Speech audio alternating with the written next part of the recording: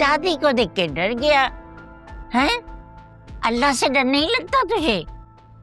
So sorry दादी, वो actually फरिया की मम्मी की डेथ हो गई है तो बस वहीं बिजी था। इन्ना लिल्लाहि व इन्ना इलैहि राजिऊन। बहुत परेशान थी वो दादी, रो रही थी बहुत। बस जो अल्लाह को मंजूर होता है वही होता है, लेकिन तुमने मुझे उन सब के सामने रुस्वा करा दिया, इसका अंदाजा है तुमको? मैयत में था दादी, समझा क्या रे बात को। अच्छा चलो उठो, अभी हम आलिया के पास जा रहे हैं उसको लाने के लिए। बिल्कुल भी नहीं, असलम अंकल उसे अपनी मर्जी से लेकर गए ना इस घर से, है ना? मैंने तो नहीं निकाला था आलिया को, वो अपनी मर्जी से खुद ही लेकर आएंगे वापस, मैं नहीं जाऊंगा कहीं। ये कैसी बातें कर रहे हो? वो तुम्हारी बीवी है। अपनी माँ के कहने पर अपना घर खराब ना करो।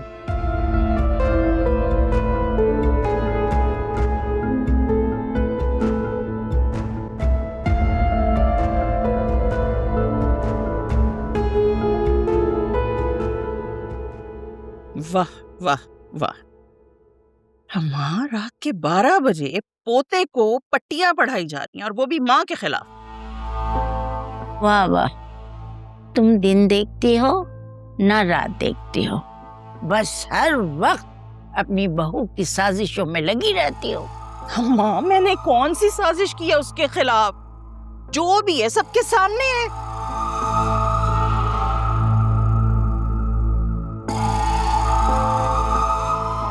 अब आसिफ, मैं तो कहती हूँ तुम उसे छोड़ दो, मैं दूसरी शादी करवाऊंगी तुम्हारी।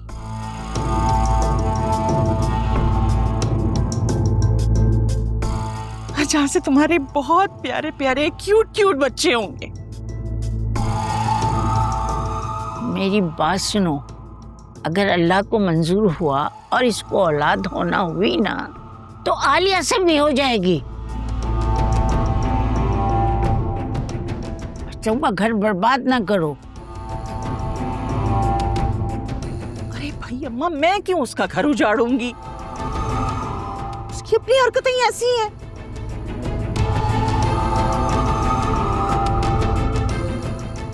मैंने थोड़ी ना कहा था उससे कि शौहर से अपनी रिपोर्ट छुपाओ या फिर ऑफिस में उस आदमी के साथ।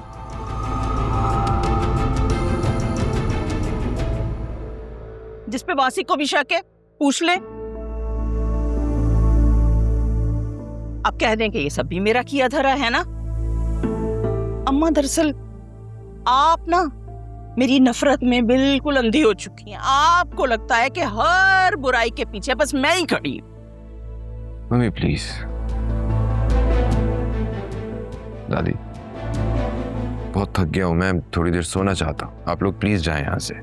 वासे, मुझे तुमसे इस तरह से संगदिली की उम्मीद नहीं थी।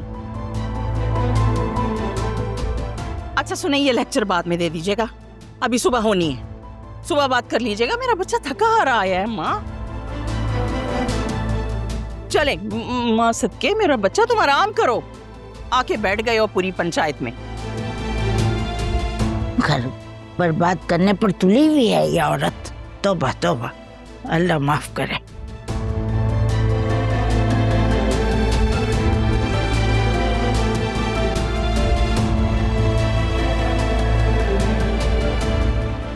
सुनो, तुम इनकी फिक्र मत करो, मैं हूं ना, मैं हूं तुम्हारे साथ।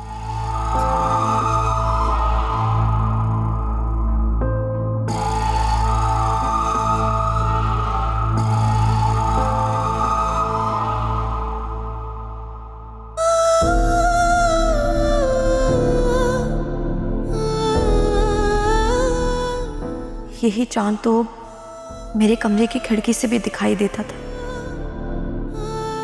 वहां आप साथ होते थे वासे, तो यही चांद कितना प्यारा लगता था। और आज ये कितना उदास लग रहा है, कितना तन्हा, बिल्कुल मेरी तरह।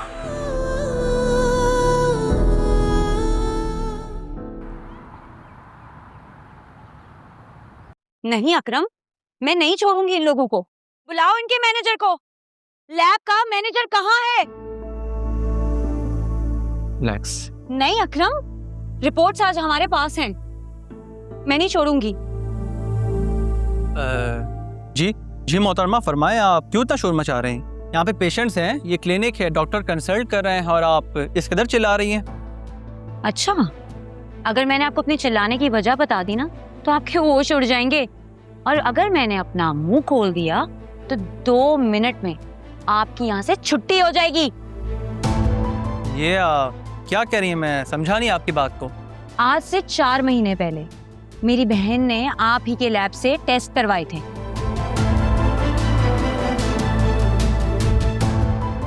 जी ये टेस्ट तो हमारी लैब के हैं। तो ये टेस्ट फेक हैं, जाली है, जाली।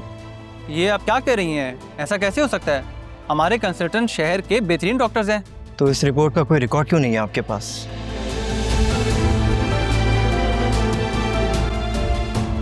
आपके डेटा में एंट्री क्यों नहीं है इसकी? मैं एक डॉक्टर हूँ और रिपोर्ट देखकर साफ साफ बता सकती हूँ कि इस रिपोर्ट को तब्दील किया गया है। कैसे हुआ, कहाँ हुआ, क्यों हुआ, ये सब तो मुझे आप बताएंगे, और अगर आपने मुझे ना बताया फिर आप अपनी नौकरी से भी जाएंगे और फ्रॉड करने के जुर्म में जेल भी। चलो अकरम। एक मिनट मैडम, मेरी बात तो सुने। आइए हम बैठ के बात कर लेते हैं। आप आए तो सही सर, प्लीज आए।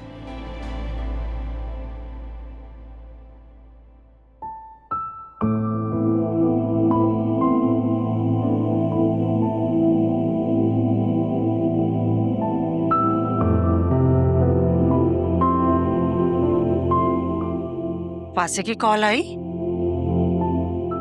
नहीं बेटा, रात भर में एक बात सोचती रही, तुम्हारे बाबा को यूं तुम्हें लेकर नहीं आना चाहिए था। जो भी मामला था तुम्हें अपने घर में रहकर सुलझाना चाहिए था। अम्मा, अगर हम थोड़ी देर और वहां रुकते ना तो शायद ज्यादा नुकसान हो जाता। आलिया, घर बड़ी मुश्किल से बसते हैं,